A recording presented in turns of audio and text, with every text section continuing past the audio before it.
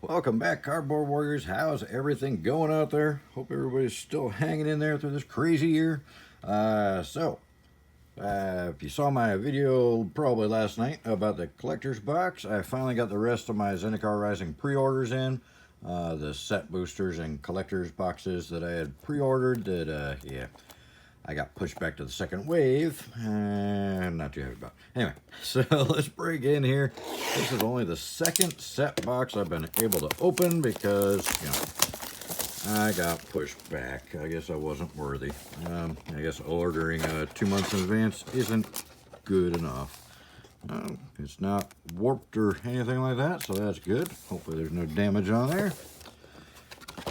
Check out the springboard. Oh, yeah, springy. Yeah, we're good. All right. I'm not big on these set boxes. I gotta admit. I gotta be honest. I do not think the set boxes are all they're cracked up to be. It's just me. I know a lot of people are really hyped about them. They really like them. I mean, it's ironic that they call it the set box because it's really, you're not concentrating on the set, you're concentrating on all these goofy add-on things. It's not all about the cards in the set. It's about, art cards and list cards, which is the possibly dumbest list I've ever seen in my life. It's stuff like that. It's not about the cards on the set. I like the draft boxes. I still like the draft boxes. I hope they don't use these to eliminate draft boxes and start charging us more for them. Because that's kind of what it looks like. It looks like they're trying to add a couple extra things in here to justify jacking up the price on us. And I'm not big on that. So hopefully that's not what happens. Hopefully we get to keep the draft boxes. Because I like the draft boxes much, much better than the set boxes. I just don't care about all the goobies. Oh yeah, that's right. We're doing set boxes. Everything's out of order. I'm not even going to sort the commons and uncommons because it's a pain. Lotus Cobra for our first rare. There we go. Not bad. There's our foil, and we got an Alpha Kavu from Plane Shift in the first pack for our set card. Yeah, so there's that. Wasn't an exciting card when Plane Shift came out. Really, still not an exciting card. So, but there's our first set card. So there you have it. All right, let's see what else we get. I know there's a couple set cards that are worth big money. We're not going to find one in this pack because there's a token. See, if there's a token, there's no set card. And these, we'll see what happens with the not actually autographed cards. The art cards with the stamp on them. We'll see what happens. Who knows? Squad Commander and Ornery Voos for the double rare pack, and our foil and one of the little tokens. So, I know a lot of people are like, oh, you get so many extra rares and mythics and all that, but you're paying a lot more than you are for a draft box. If you total up the amount of rares and mythics you get across how many boxes you would need to equal everything out, I don't really think it's that much more. Maybe a couple, but, oh, there we go. Turn Timber Symbiosis for our first mythic. Nice, not bad. But, I don't know. I'm just not really as big on these as a lot of people are right now. I still just kind of prefer the draft boxes. There's some big guys. There we go. Foil Mountain. Nice. Then our foil pile. I know there's some really big creators that are, really respected. I respect them. I like them. I watched all his videos talking about how he prefers these, and these are the future, but Calming Listed. Another set card or list card that nobody cares about. From Stronghold, all the way back from Stronghold, Calming Listed. Yeah, it's, again, wasn't really exciting then, not really exciting now. So, I think it's funny that he's talking about how these are the future, but he hasn't even opened a single actual draft box this year. Oh, there's our art signature, Paquette. I probably butchered that, sorry. Sorry, Adam. If I butchered your name, I apologize. Adam Paquette. That is the Seachrome Coast. Cool little piece of art. This little birdie sitting up on one of those hedrons that look like it fell into the ocean. So there's our signature art card. Again, it's, as a player, nothing I care about. Oh, there's our first pathway. We'll keep track of the pathways. Oh, and a Felidar Retreat, not a bad card. Of course, it's the standard border, non-foil, so it's probably worth 5 cents, 6 cents, I don't know. So many different variants on all the good cards now. Everybody just cares about all the variants. Nobody cares about the standard art cards anymore. I'd rather have the standard art cards. Lotus Cobra, gorgeous art. Yeah, I don't care about all the fancy variants. I'm not one to pimp out my decks. And the Skyclave, you find him in every box opening, and he was the buy a box, so he's gonna be the most worthless buy a box in history, probably. He's everywhere in the set. All right, keep moving along here. Don't get me wrong, I love this set. I just don't like this style of booster box with the random commons and uncommons all mixed up, and they're supposed to have some kind of theme, but I can't see them. Confounding Conundrum.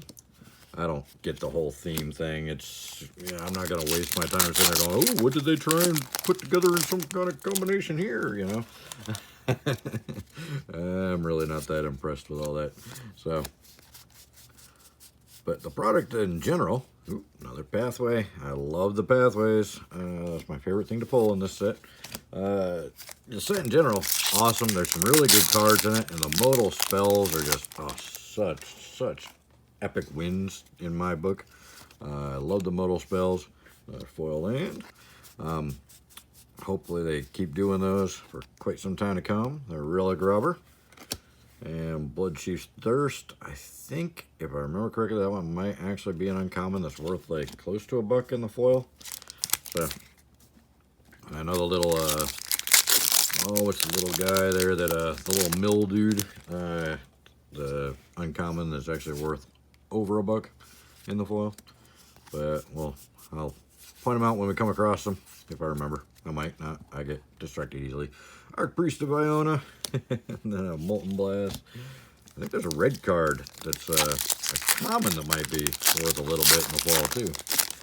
I don't remember. I probably should have looked this stuff up, but I've been waiting on these things so long. I was so happy to get them and open them, and I'm like, man, it's been a long wait. Oh, the Ancient Green Warden. There we go. Good card. Second Mythic. Second Green Mythic. Huh, that's weird. Both of our Mythics are green. But the Green Warden, that one's worth a little bit. I don't know about the standard art. It might not be worth much. I know is the borderless foil extended yada yada with a side of coffee and fries. That one's worth a lot. I don't know about this one. Lithoform Engine. There we go. Another good Mythic. For a third Mythic. Finally something not green. Then we got a Shatterskull Charger and our Maul of the Skyclave. So 2 rares and a Mythic in the same pack. But, you know, I mean, I don't know. I guess it's, it's cool that some of them have extra rares, but you only get 30 packs, you know? You get 36 in the draft boxes. So, is it really extra rares? Or is it just trying to make up for the lesser packs? Master of Winds. Skyclave, Shadowcat, and then our next list card, the Shivan Meteor from Planar Chaos. Deals 13 damage to target creature for 5 mana. Or you can suspend it for 2, and it only costs 3. Yeah, nobody ever used that card. Don't need to kill a creature that bad, you know what I mean? There's better ways to take care of a creature for less than 5 mana. In pretty much any color. Now, I did love that block. The Time Spiral, Planar Chaos, and Future Sight block was just amazing. That was Inscription of Abundance. That was when I was really... Oh, hey! A rare from Lorwyn. Doran the Siege Tower. Each creature assigns combat damage equal to its toughness rather than its power for green, black, and white. And it's a 0/5. Or when it's on the board, a 5/5. So that's pretty cool. I don't know if that one's worth anything. I stopped right when Lorwyn came out and just got back into the game this past November, so I was out for 12 years. But right before that came out, what I was about to talk about was the Time Spiral block there was at the height of when I was doing all the, back then they were called DCI tournaments, and, you know, checking my ranking every day and working on brewing decks all week long. I was really, hey, there's Omnath. Poor guy got banned already. Man, he's on the box covers and everything, and he already got banned. Poor little guy. I think he's still worth some decent money, though. Then we got the Tabarex for a regular rare and a foil common. So, yeah, I was really heavy into the tournament thing, and playing Friday Night Magic every Friday and building up the players' points, and I was doing Magic Online, MTGO, yeah, the Magic the Gathering Online. I was just really hardcore. Hey, another pathway, Needlewords, nice. Third pathway in the box so far. So, I was really heavy into playing at that time, and that set was just so good. Man, or the whole block was just epic. That's really cool art. Who did that? Brian Sola. Yeah, really epic art there. Good job, buddy. All right, so yeah, I love that whole Time Spiral block. Just such a great time playing. Grakmaw and our foil common and nothing. So there were so many good cards, and I loved how they brought back basically the Power 9, but with enough of a hindrance to make them not as powerful. But we could actually play with those cards. There's, you know, there's the same cards as Power 9, just with enough of a hindrance to slow them down just enough to where they weren't too broken. So, yeah, it was pretty epic. This whole suspend mechanic, like on that Shivan Meteor there. So you couldn't play the Black Lotus. It wasn't actually Black Lotus. What was it called? Something Lotus. I forget. But you had to wait 3 turns to play it, but it was still a 0 casting cost. You just had to wait 3 turns to play it. So, pretty neat. Hagrid's Mauling. I think this card is going to be huge down the road. I'd be kind of surprised. All these Moto cards, I think, have just tons of potential. Because, you know, I mean, what, you're going to put 4 extra swamps in there, or you're going to put four of these in there, and then maybe have a spell when you need it, when you've already got plenty of mana. You know, here we go. Golden Glow Moth from Shadowmoor. Shadowmoor, yep, that's the symbol, if I remember correctly. So, cool card. This one would be really cool for the Modern Life Gain decks, but, you know, not legal in Standard. So, there's that. And it has no power, which is kind of a downer. If it was a 1/1, I think it'd be used heavily to this day. Another foil land. Then our commons, uncommons. And then we got Kaza the Royal Chaser. And Pilot the World Sculptor. And a foil common. And nothing. Advertising. Alright, last stack. Last stack of 10 packs here. So, I don't know, let me know in the comments what you think of these set booster boxes. Do you prefer the set boxes or the draft boxes? I mean, if you're a collector, I could see you preferring these because of the variants and the list cards and the art cards with the signatures and all that. Exploration and Implaceable Earth and a foil common and nothing. But as a player, it's just, I don't care about art cards or autographs or... You know, I want the cards I need to build the decks I want to play with. It has nothing to do with, you know, all this other goofy stuff. It doesn't impress me at all. Don't care. But maybe that's just me, you know. I've never really been big on the variants. I just want the cards that work the way I want them to build a good deck. Kargan Intimidator. And I'm not a net decker. I don't believe in net decking at all. I don't believe in copying somebody else's deck. I think that kind of defeats the purpose. It's about strategy. Not somebody else's strategy, but your strategy. Oh, we got a list card. We got a list card. Everybody, hold the phones. We got a list card. The odds are about 999% out of 100 that it's going to be a common bulk. But you never know. So we got a Mole of the Skyclaves. We got a Legek and a Terrabander. What I tell you? Yep. That's the problem. The list is not that exciting. I mean, it's like they just, oh, we got another list card, another one, another chance. Could it be some $100 card? Oh, no, there's no $100 cards on the list. That's right. All right. It just seems like, it's like, hey, we need to put some random cards in here from old sets. Hey, what did we decide not to print in mystery boosters? We got like 300 cards. All right, we'll make that the list. So, Inscription of Insight, and... oh, it is a rare. It's a Sheldock Isle from Lorwyn. I have no idea if this is worth anything. I was not going to go over 300 cards to look at their values to find out which ones were actually worth anything. So, yeah, I'll just guess. I'm going to say it might be a few dollar card. I could be wrong. Let me know in the comments. Feel free to beat me up if that's like some $10 card or something. But, Probably not. No list cards, boo. So, yeah. Like I said, I just don't, oh wow, I'm about to knock this whole box over. I just don't think that art cards with signatures and list cards that are 99.999% bulk really impressed me that much. Oh, I think we might have something fancy here. We got a Valakut Awakening, great card, and a Jace foil.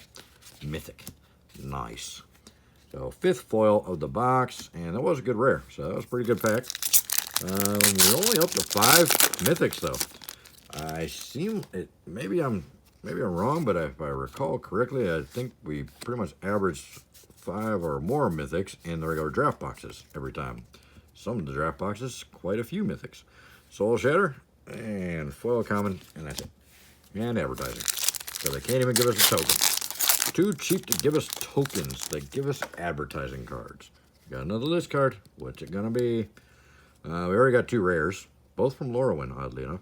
So, not sure if there's going to be any chance of getting anything spicy at all. Probably not. Ooh, and the Shia. We got another Mythic finally. And then our foil rares and a Inscription of Ruin. Ooh. Oh, a Stone Rain from Portal. Wow. That's, okay. Not really sure why they decided to print that, but okay. Stone Rain. One of my least favorite cards of all time because I don't like land destruction. I think land destruction is very cheesy. Land destruction, counter spells, and discard. 3 things I just don't condone in the game. I think they're cheesy control things, and it makes the game not fun for anybody else except for the person playing the control deck. Another foil land. And what do we get? Oh, nice. A borderless Riverglide Pathway. Not going to complain about that. That's only our 4th pathway in the whole box, though.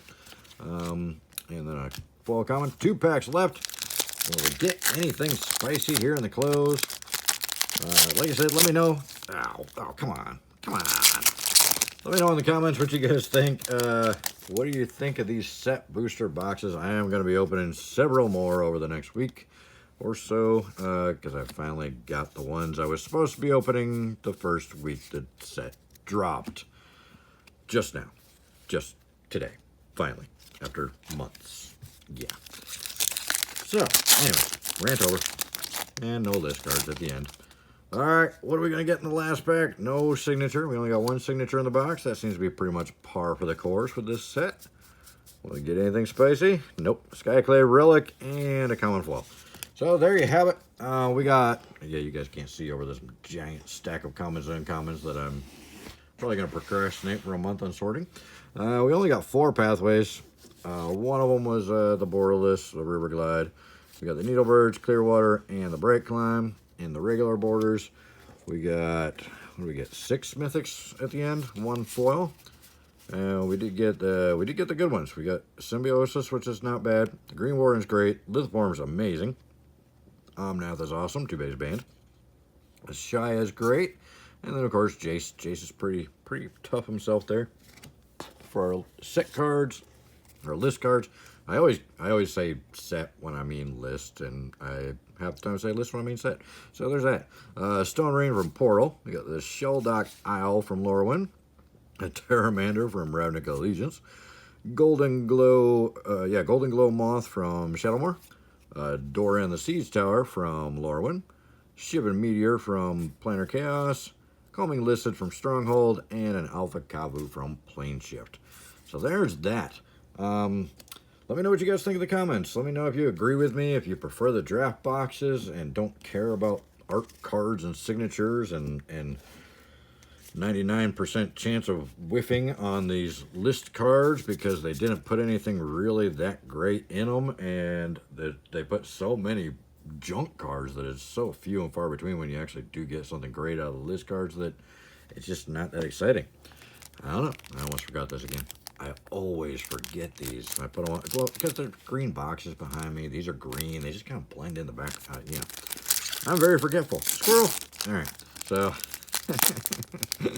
let's see what we get for our expedition. Is it going to be good? Is it going to make up for this not terribly strong box, but okay box? Ancient Tomb, not bad.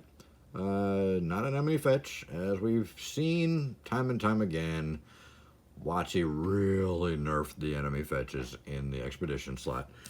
It's pretty rare to get them. I've gotten 1 enemy fetch out of 6 drafts, 2 sets, and 2 collector's boxes. 1 enemy fetch land. 1. Yeah. Anyways, enough ranting. Hopefully you guys enjoyed the video. Thank you so much for your time. Check out the description below. There's a lot of links to good prices on Magic cards. A lot of links to credit cards that'll get you cash back on all your purchases, and apps that'll give you cash back on all your purchases if you just use the app to purchase stuff. Doesn't cost you anything. Just saves you money. Get your cash back. Can't argue with that. My address is down there if you want to send me something to open, and my email address is down there if you want to contact me about buying any singles or sponsoring a video opening. Let me know, and we'll get that going. I appreciate everybody who's done that so far. It means the world to me. I'm still a really new channel. Haven't even, next month will be the first year anniversary. So I'm getting there. I still got a ways to go to get it to 1,000 subs so I can actually monetize the channel and start getting paid by YouTube for some of these. So this is all just money out of my pocket right now. So every little bit helps. It means the world to me. Everything you buy off of Amazon using one of my links below gives me a few cents in my pocket. So I really appreciate that. And it keeps my affiliate link open so I can keep doing that in the future. So everything you guys do, every like, sub, comment, I really appreciate it. It means the world to me. I really enjoy doing this and hope to do it for a long time. So thank you guys so much. Check out some of the other suggestions up there in the corners, and check out some of my older videos. I got some really cool videos back when I got started. When I do get to 1,000 subs, I will open a box of Apocalypse, and that'll hopefully just be the first old school box that I open on the channel. Obviously my nickname is Old School, so I do want to eventually open one of every single box if that's possible by the time I can afford to buy those older boxes. So the sooner I get there, the sooner I get to 1,000 subs, the sooner I can start making a little bit of money off of this and reimbursing myself a little bit and be able to buy a little bit more of the old school boxes. So thank you guys so much for tuning in. I really appreciate your time. You guys have a great night, and we'll see you in the next one. Bye.